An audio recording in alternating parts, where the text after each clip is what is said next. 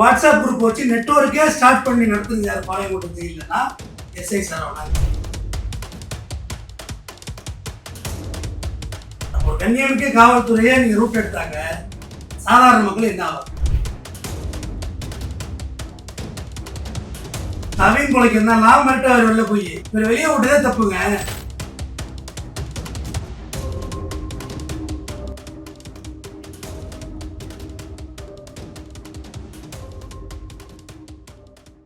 அனைவருக்கும் வணக்கம்.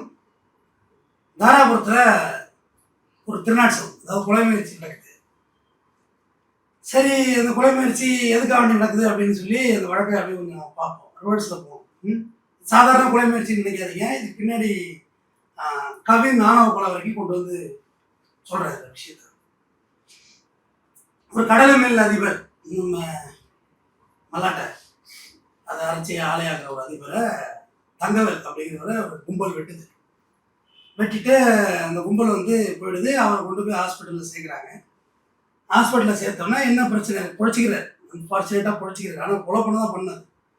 அப்புறம் அந்த கொலையில் யாருக்கு லிங்க் இருக்குது அப்படின்னு சொல்லிட்டு தண்டபாணி அப்படின்றவரை ஜெயிலில் இருக்காரு. அவருக்கு இவருக்கு எப்படி மோட்டிவேஷன் வந்தது அப்படின்னு இப்படி ஆராய்ச்சி பண்ணுறாங்க. அப்படியே அப்படியே அவர் தண்டபாணியோட மனைவியை வந்து கைது பண்ணுறாங்க. கைது பண்ணி விசாரிச்சப்போ தான் தெரியுது, சிறையில் இருந்து கொண்டு தண்டபாணி தான் கூலிப்படை ஏவுனது அப்படின்னு. தண்டபாணி கணவர். சரி, என்னாச்சு அப்படின்னு பார்த்தாக்க, ஒரு 1 இயர் பேக்கு தாராபுரத்தை சேர்ந்த சென்னை உயர்நீதிமன்ற வழக்கறிஞர் மாற்றுத்திறனாளி முருகானந்தத்தை ஒரு கும்பல் படுகொலை செய்யுது. அந்த படுகொலையில தண்டபாணி அவருடைய உறவுக்காரர்கள் சேர்த்து மொத்தம் ஒரு 28 பேர் மொத்தம் ஜெயிலுக்கு போகிறாங்க. தண்டபாணி யாருன்னா முருகானந்தம், அட்வொகேட் முருகானந்தம் கொலை செஞ்சாங்கல்ல, அவங்களோட சொந்த சித்தப்பா. ஒரு லேண்ட் மோட்டிவேஷனில் மர்டர் ஜெயிலுக்கு போயிடுறாரு. இவங்க 28 பேரையும் கோவை சிறையில் கொண்டு அடைக்கிறாங்க. ஏன்னா அதுதான் அந்த மாவட்டம். கோவை சிறை, பாளையங்கோட்டை, அந்த ஏரியா திருச்சியில் அடைப்பாங்க. டெல்டாவில் உள்ளவங்க திருச்சியில் அடைப்பாங்க, கடலூரில் அடைப்பாங்க, சென்னை சைடு உள்ள புழலில் அடைப்பாங்க. அப்போ வாயிலா கூட்டு போகிறது ஈஸியாக இருக்கும். அப்போ ஜெயிலுக்குள்ளே தண்டபாணி அனுப்புவோக்கும் அந்த கூட வந்த கூலிப்படை 28 பேர் இருந்தாங்களே, அவங்களும் கிளாஷ் ஆகுது. ஜாமீனில் யார் முன்னே போகிறது பின்ன வர்றதுங்கிறதுல சண்டை வந்தோடனே தண்டபாணி மற்றும் அந்த டீம் ஒரு பேர் கொஞ்சம் பேரை ஸ்ப்ரெட் பண்ணி பாளையங்கோட்டை ஜெயிலில் போடுறாங்க. இப்போதான் வந்தார் விநாயக்குங்கிற மாதிரி பாளையங்கோட்டை ஜெயிலில் போடுறோன்னு தான் கேம் ஸ்டார்ட் ஆகுது. கவின் ஆணவ கொலை வந்திருக்கு. சுர்ஜித்தோட அப்பா ஒருத்தர் கைது செய்யப்பட்டார், எஸ்ஐ சரவணன். அது கூட நிறைய அமைப்புகள் சொன்னாங்க, அவர் ஒரு அப்ராணி, அவரை போட்டு கேஸை போட்டு எடுத்து விட்டுட்டானோ அப்படின்னு சொல்லி சொன்னாங்க. அந்த அப்ராணி செஞ்ச வேலை என்ன தெரியுமா? ஜெயிலுக்குள்ள இருந்து அக்யூஸை கூட லிங்க் எடுத்து, அதோட தான் அடிக்கடி சொல்லுவேன், வக்கீலை வந்து ஜெயிலில் போட மாட்டார், வக்கீலை ஜெயிலுக்கு அனுப்பக்கூடாது. இந்த மாதிரி போலீஸ் ஆஃபீஸர் அனுப்புனா தனிமைப்படுத்தணும், அவங்கள மற்ற அக்யூஸோட பழக விடக்கூடாது. அதுதான் சரியும் கூட. அட்வொகேட் வந்து மற்ற அக்யூஸோட பழக விட மாட்டாங்க, மேக்ஸிமம் ஜெயிலுக்கு அனுப்ப மாட்டாங்க, அனுப்புனா பழக விட மாட்டாங்க. ஏன்னா அது சரியாக வராது, சட்டம் எல்லாரும் தெரிஞ்சிடும் அப்படின்றதுனால தான் அது நிறைய பண்ணுறாங்க. ஆனால் சட்டம் எல்லாரும் தெரிஞ்சுக்கணும், சட்டம் தெரிஞ்சுக்கிறது தப்பு கிடையாது. இந்த எஸ்ஐ சரவணன் என்ன செய்யறாருன்னா, உள்ளுக்குள்ள இருந்து பீகார், கேரளா, இப்போ இந்த இந்த மர்டர், இப்போ தங்கவேல் வந்து அட்டன் மர்டர் பண்ணாங்கல்ல, இந்த டீமே கேரளா டீம் குறிப்பிட 3 பேர். பாருங்க எப்படிலாம் நெட்வொர்க் சுழலுதுன்னு. அவர் லீட் எடுத்து கடந்த ஜூன் 26 இவருக்கு கண்டிஷன் வெளில வர்றாரு. யாரு? கவின் கொலை செஞ்ச சுஜித்தோட அப்பா சரவணன் எஸ்ஐ. ஓகே, வெளியே வர்றாரு. வெளியே வந்து வாட்ஸ்அப் குரூப் ஆரம்பிச்சு, இதுதான் கொடுமையின் உச்சம். ஆல்ரெடி ஒரு கொலைக்கு பரிகாரம் தேடணும், நியாயமே கிடையாதுங்கிறதெல்லாம். அந்த வாட்ஸ்அப் குரூப் ஆரம்பிச்சு எல்லாரோடையும் லிங்க் பண்ணி கோடிக்கணக்கில் பணத்தை ரொட்டேட் பண்ணுறாங்க. எந்தெந்த கொலைக்கு எவ்வளவு, என்ன இதுக்கு எந்த டீம் இருக்கிறது எல்லாமே இவங்க நெட்வொர்க் ஃபீல்டில் பண்ணுறாங்க. நெட்வொர்க் பண்ணி இந்த தங்கவேல் வந்து என்னன்னு பார்த்தீங்கன்னா, முருகானந்தம் கொலையில் ஐ விட்னஸ். பாருங்க, ஒரு கொலை ஆல்ரெடி தண்டபாணி அனுப்ப செஞ்சுட்டாங்க. இத்தனைக்கு தண்டபாணி உள்ள இருக்கார ஜெயிலர், சித்தப்பா இருக்காரு, ஜெயிலில் இருக்காரு. அவர் வந்து ஒரு கேள்மாளர், ஒரு மெட்ரிகுலேஷன் பள்ளியோட நடத்துறாரு. என்ன லட்சணத்தில் இருக்கும் பள்ளியோடம், ஒரு கொலகாரங்க கையில் இன்ஸ்டியூஷனா, பாடசாலை. இவர் அந்த ரூட் எடுத்து இவர் ஐ விட்னஸ். யாருக்கு? தங்கவேல். அவர் யாருன்னு பார்த்தீங்கன்னா இறந்து போனவருடைய சித்தப்பா. அவரை மர்டர் பண்ணுறது தான் பண்ணியிருக்காங்க. அது மட்டும் இல்லாமல் முருகானந்தம் மட்டும் இல்லை, முருகானந்தம் ஹைகோர்ட் அட்வொகேட் இருக்காரு, அவர் மட்டும் இல்லை, அவர் மனைவி சுமித்ராவை, ஏன்னா அவங்களும் விட்னஸ். அப்புறம் இன்னும் உறவுக்காரங்களையும் கொலை பண்ணுறது தான் இந்த கும்பல் ப்ளே பண்ணியிருக்காங்க. நல்ல வேலையா தங்கவேல் உயிரோட வந்தது தொட்டு பிரச்சனை. ஹாஸ்பிட்டலாக இருக்கார், கோவை தனியார் மருத்துவமனை இருக்கார், இன்னும் சாகலை, ஐசியூவில் இருக்கார். ஏன் டோட்டலாக விசாரிச்சதுல இப்போ தண்டபாணியோட மனைவியெல்லாம் இதில் கைது பண்ணிட்டாங்க, ரிமாண்ட் ஆகிட்டார். இதில் இப்போ வாட்ஸ்அப் குரூப் வச்சு நெட்வொர்க்கே ஸ்டார்ட் பண்ணி நடத்துறது யார் பாளையங்கோட்டை ஜெயிலன்னா எஸ்ஐ சரவணன். இப்படிப்பட்ட காவல்துறையினரை வைத்தது பாருங்கள். சரி, கவினை கொலை பண்ணீங்க, உங்கள் பொண்ணை லவிட்டான், ரைட், அதுக்கு ஏதோ நீங்கள் ஒரு காரணம் கூட சொல்லுங்கள். நான் டீப்பாலாம் போகல. ஏன்னா அந்த அலைன்ஸு, பொண்ணு கொடுக்குறது, பொண்ணு எடுக்கிறது, இதெல்லாம் ஒரு உங்களுடைய சுதந்திரம். நான் அதுக்குள்ளேலாம் போகல. எங்கள் பொண்ணை கல்யாணம் பண்ண போடலாம் வெட்டிக்கிறேன்னு சொல்லுவீங்க, ரைட், அது ஏதோ உங்கள் பிரச்சனை, அது எனக்கு தேவையில்லாது, அது சரின்னு நான் சொல்லவே இல்லை. ஆனால் அது உங்கள் பிரச்சனை, உங்கள் குடும்ப பிரச்சனை. ஆனால் வாட்ஸ்அப் குரூப் ஆரம்பித்து ஒரு ஐ விட்னஸை கொலை பண்ண போறீங்களே, அது உங்கள் குடும்ப பிரச்சனையா? எத்தனை இயக்கங்கள் உங்களுக்கு சப்போர்ட் பண்ணி பேசினாங்க தெரியுமா? அப்போ அது இது வந்து குடும்ப பிரச்சனையா உங்களுக்கு? இல்லை இல்லை. அப்போ ஒரு கண்ணியமிக்க காவல்துறையே நீங்கள் ரூட் எடுத்தாங்க, சாதாரண மக்கள் என்ன ஆவாங்க? நான் அடிக்கடி சொல்லுவேன், உங்கள்கிட்ட நேர்கள்ட்ட சொல்லியிருப்பேன், நமக்கு யாராவது எதிரி இருந்தால் அவங்களை ஜெயிலுக்கு அனுப்பிச்சிடக்கூடாது. நல்லா தெரிஞ்சுக்கணும். வெளியில இருந்து பஞ்சாயத்து பேசி காம்ப்ரமைஸ் பேசிக்கணுமே தவிர, ஜெயிலுக்கு ஒன்ஸ் ஒரு எதிரியை நீங்கள் அனுப்பிச்சிட்டிங்கன்னா அவன் உலகத்தில் உள்ள நெட்வொர்க்கை பூரா எடுத்துகிட்டு வந்துடுவான். யார் உங்களை வெட்டுவான்னு தெரியாது. நீங்கள் இவன் இங்கே தானே இருக்கான்னு பார்த்துட்டு இருப்பீங்க, ஆனால் வேற டீம் உங்களை கொண்டுட்டோம். ஏன்னா ஜெயிலுக்குள்ளே போயிட்டீங்கன்னா எல்லா விதமான கான்டாக்டும் உள்ள இருக்கிறது. பவுடர் கேஸ்காரனோடய பழகிறான், கொலகாரனோடய பழகிறான், திட்டுப்பையனோட பழகிறான், போக்சோகாரனோட பழகிறான், லிங்க் எடுத்துக்கிட்டே இருக்காங்க. நீ ஜெயிலுக்குள்ள இருந்து உள்ள இருந்தே கொலை பண்ணிடலாம். தண்டபாணி வெளில வரல, கொலை பண்ணி காசு தர போறாங்க, அவ்வளவுதானே. நீங்க வேற வெட்டிட்டு போங்க, அங்க உங்களுக்கு பணம் உதவி போகுது, முடிஞ்சு போச்சு. பாருங்க, ஒரு போலீஸ்காரரே கூலிப்படை தலைவனாயிட்டார். இவங்க ஒரு வறுமைக்கு ஒருத்தன் கூலிப்படையா இருக்கிறதே தப்பு. நீ போலீஸ் இப்ப கேஸை முடிச்சுட்டு இதுல வேலையில சேர்ந்துருக்கலாமா? சஸ்பென்ஷன் ஆன வரைக்கும் உங்களுக்கு பணம் வரதான் போகுது, எதுவும் ஸ்டாப் ஆகாது. நீங்க இந்த கொலையில நேரடியாக சம்பவத்தில் ஈடுபடலை, எது கவின் கொலையில கன்ஃபெஷன்லாம் உள்ள வர்றீங்க. அவங்க மகனுடைய கன்ஃபெஷன் தான் நீங்களும் உங்க மனைவி உள்ள வர்றீங்க. அதெல்லாம் ஒரு நல்ல வக்கீல வச்சா ட்ரையல் நடத்தலாம். நானே சொல்றேனே, உங்களை அக்யூட் பண்றதெல்லாம் ஒரு மேட்டரே கிடையாது, கேஸ் நடத்தலாம். உங்க பையன் தான் சம்பவ இடத்துல இருந்தாரு, அது யாரும் ஐ விட்னஸ் பார்க்கல, அது கேஸ் நடத்துற விதத்தை பொறுத்தது. அது நான் சொல்லக்கூடாது, இப்ப சொல்லி கொடுக்குற மாதிரி ஆயிடும். அது கேஸ் நடத்தினா மாட்டா நடத்தலாம், மூவ் பண்ணலாம். ஆனால் இப்ப இதுல இருந்து நீங்க எப்படி தப்பிப்பீங்கன்னு கேட்குறேன். அந்த கேஸை விக்கெட் பண்ணிட்டு மறுபடியும் வேலைக்கு சேர்ந்து கிராஜுவேட்டி பணம்லாம் வாங்கிட்டு அமைதியா சூப்பரா குடும்ப நடத்துக்கு வேலை அக்யூஸ்டாவே ஆயிட்டாரு. போன கேஸ்லயாவது உண்மையிலே இவர் இறங்கி வெட்டல, கன்ஃபெஷன்ல உள்ள வந்தாரு, உள்ள ரைட் விடுங்க, அது ஈஸியா அக்யூட் பண்ணலாம். கன்ஃபெஷன்ல வர்றது போலீஸ்காரரை உனக்கு தெரியாதயா, அது சிம்பிளா வரல, அவங்க கன்ஃபெஷன் நான் வந்தேன், பட் எனக்கு இது எதுவும் சம்மந்தம் இல்லைன்னு சொல்லிட்டு போயிடலாம். ஆனா இதுல எப்படி வெளியே வருவீங்க? அக்யூஸ் ஆகிட்டீங்களா? இப்போ கண்டிப்பாக உனக்கு குண்டாஸ் போடுவாங்களா? இன்னும் எத்தனை கேஸு வாட்ஸ்அப் குரூப்பு, உங்கள் என்டையர் கூலிப்பட குரூப்பு அதில் பிடிச்சி தூக்கிடுவாங்க போலீஸ்.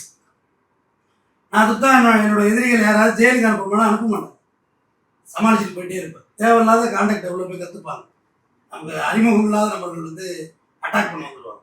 அதுக்காக கம்ப்ளைண்டே கொடுக்காதீங்க, எஃப்ஐஆர் போடாதீங்கன்னு சொல்லல, முடிஞ்சளவு வெளில பேசி ஈஸியாக அந்த பிரச்சனையை சார்ட் அவுட் பண்ணிக்கணும். இப்போ இந்த ஒரு அட்வொகேட் கொலையில், முருகானந்தம் கொலையில் எங்க சுத்தி எங்க போய் ஐ விட்னஸ் வெட்டுறாங்க. ஐ விட்னஸ் இல்லாம எப்படி கேஸ் நடத்துறது? எப்படி இப்போ இந்த விட்னஸ் வெட்டாலே தெரியாத நீ தான் வெட்டின, அவ்வளவு தண்டபாணி பையோடலாம் நடத்துறியப்பா, உனக்கு அவ்வளவுதான் மூளை விளைஞ்சுதா? எப்படி உனக்கு விட்டு தேடுவாங்க? சிம்பிளா ஒரு நாள்ல தூக்குறாங்க பார்த்தீங்கன்னா, மறுபடியும் தண்டபாணிக்கு இதுக்கு ஒரு வாரண்ட் வைப்பாங்க. இது இந்த திருநாட் கொலை முயற்சியா இருக்கட்டும், பழைய ஐபிசியில இதுல அவங்கள இந்த பார்டர் செத்து போயிட்டா திருநாட்டு கொலையாயிட பிடிக்கும், இதுலயே உங்களை சேர்ப்பாங்க, அதுக்கு ஒரு வாரண்ட் வைப்பாங்க. நீ உள்ள இருந்தே மறுபடியும் மேஷத்தை விடா ப்ரொடியூஸ் பண்ணுவாங்க, உன் பொண்டாட்டியும் உள்ள போயிட்டு அடுத்து என்ன ஆகுது, நீயே இந்த கேஸ்ல தப்பிக்க மாட்டேன். ஏன்னா விட்னஸை கொலை பண்ணது திருநெல்வேலியில் கடைசியாக தூக்கு தண்டனை கொடுத்துருக்காங்க. ஒரு 8 மாசம் ஆகும். ஐ விட்னஸை கொலை செஞ்சதுக்காண்டி சாதாரணமாக போயிருந்தாலே அந்த கேஸ் அக்யூட்டல் ஆகிடும். பிடிச்ச ஐ விட்னஸை வெட்டி கொலை பண்ணணும், தூக்கு தண்டனை கொடுத்தாங்க. ஒரு சாட்சி சொல்ல ஒரு அரசு தரப்பு சாட்சியே நீ கொலை பண்றியா அப்படின்னு சொல்லி சாட்சி வர்றதே கொஞ்சம் பேர் தான் இருக்காங்க. அதுலேயும் இப்படி கொலை பண்ணா அப்புறம் எப்படி தான் சாட்சி வருவாங்க? கேட்டா சிஸ்டம் சரியில்லை, ஜுடிஷியல் சரியில்லைம்மா. ஏய், சாட்சி சொன்னாதான் கேஸ் தானே கொடுக்க முடியும், எல்லாரும் இப்படி தானே கொடுக்க முடியும். சாட்சிக்காரமே வர்றதே கிடையாது கோர்ட்டுக்கு, பேச்சு மட்டும் எங்காவது உட்காந்து பேச வேண்டியது, ரைட்டாக பண்ண வேண்டியது. ஜுடிஷியல் சரி, ஜுடிஷியல்லாம் நல்லா தான் இருக்குது. இந்த தூக்கிட்டு யார் தூக்குவா? இந்த சிஸ்டம் தான் தூக்குது. அதனால இந்த கூலிப்படையில் யாரெல்லாம் இடம் கண்டுபிடிச்சி அவரை அவரை தூக்கி கொண்டு வச்சு விசாரிச்சு சரவணனை பூரா டீட்டெயில் வாங்கி எல்லாரையும் கேஷ் பண்ணுங்க. இதுதான் லாஸ்ட் சார்ஜ். இதுலேயும் நீங்கள் கேர்லெஸ்ஸான என்கொயரியை கண்டஸ்ட் பண்ணீங்கன்னா வேஸ்ட், கேஸ் எல்லாம் வேஸ்ட் ஆகிடும். அப்போ யாருக்கோ ஒரு விட்னஸை கொலை பண்ணுற இவர் கவின் கொலைக்கு என்னெல்லாம் மிரட்ட அவர் வெளில போய் இவர் வெளியே விட்டதே தப்புங்க. சாத்தான்குளத்தை வெளியே விட்டாங்களா? பெண்ணி சேராஜ் கொலையில வெளியே விட்டீங்க? நான் கேட்குறதா அரசாங்கத்தை கேட்குறேன், ஏன் வெளியே விட்டீங்க? கடைசி ஏன்னா வேற போய் மிரட்டுவார். உடனே வேலை பார்த்துட்டு இருக்காரு பாருங்க வெளியே போய். கூலிப்படை தலைவனாகவே ஆயிட்டாரையா. தாவூத் இப்ராஹிம்லாம் கேள்விப்பட்டிருக்கேன், பார்த்து கூட கிடையாது. அவர் மாரி அறிவிப்பியா? அதனால ஒரு கொலைக்கு இன்னொரு கொலை தீர்வாகாது. எஸ்ஐ சார், தேன்மலர் பள்ளி உரிமையாளர் தண்டபாணி அவர்களே, கொலைக்கு கொலை தீர்வே ஆகாது. முடிஞ்சவன் ஜமத்துன்னு வெட்டிங்கன்னா நீதிமன்றம் பார்த்துட்டு இருக்க தண்டனை கொடுக்கும். கஷ்டத்தில் இருக்கணும்னால நல்லது செய்யணுங்க. நான் நிறைய பேர் கேட்பாங்க, நான் கிரைம் முடிக்கக்குள்ள ஒரு மாதிரி சொல்யூட் பண்ணி முடிப்பேன், ட்ரிகராக முடிக்க விட மாட்டேன். காரணம் நம்ம சிஸ்டத்துக்குள்ளே இருக்கோம், இதை சரி பண்ணணும், இதை அழகாக்கணும், நம்மளால 4 குற்றவாளி உருவாயிடக்கூடாது, திருந்தணும், இந்த சொசைட்டி திருந்தணும். இப்போ இதில் உங்களுக்கு எகெயின்ஸ்டாக நான் சொல்லவே இல்லை. உங்கள் வாழ்க்கை என்னமோ குடிச்சவராக போகும். உங்களுக்கு ஒரு கொலையோட போயிருப்பியா நீ? யார்? தண்டபாணி, தேன்மலர். அது எதாவது வெளியில் போய் எதாவது கொடுத்து காம்ப்ரமைஸ் பண்ணி எதாவது அந்த பிரச்சனைக்கு ஒரு இடத்த கூட கொடுத்துட்டு ஒரு ஹாஸ்டல் கூட ஆக்கிட்டு கேஸை விடுதலை பண்ணியிருக்கலாம். இப்போ இனிமா விடுதலை ஆகுமா? திருநாட்சம் கண்டிப்பாக கன்விக்ஷன் ஆகும். ஏன்னா செத்து போயிட்ட போன சாட்சி சொல்லாது. வெட்டுப்பட்டு உயிரோட அவன் சாட்சி சொல்லலாம்ல, சார் இவன் தான் என்னை வெட்டான், இவன் தான் விட்டான்னு. அப்போ தண்டனை ஆகிடும். எங்கேருந்து கோவை சைட்லேருந்து அங்கே போய் பாளையங்கோட்டை போய் இப்போ நீ கற்றுக்கணும். சிறைச்சாலை கஷ்டம்னு புரிஞ்சுக்கிறது தான் ஜெயிலுக்கு கிடப்புறாங்க, குண்டாசு போடுறாங்க. அங்கே போய் நீங்கள் சதி திட்டம் திட்டீங்கன்னா உங்களை திருத்தவே முடியாது. இளைஞர்களே, தயவு செய்து சொல்கிறேன், இந்த அற்ப 5 லட்சம் 10 லட்சத்துக்கு கட்டி எடுக்காதீங்க. அதை உழைச்சி சம்பாதிச்சிடலாம், பெரிய விஷயம் இல்லைங்க.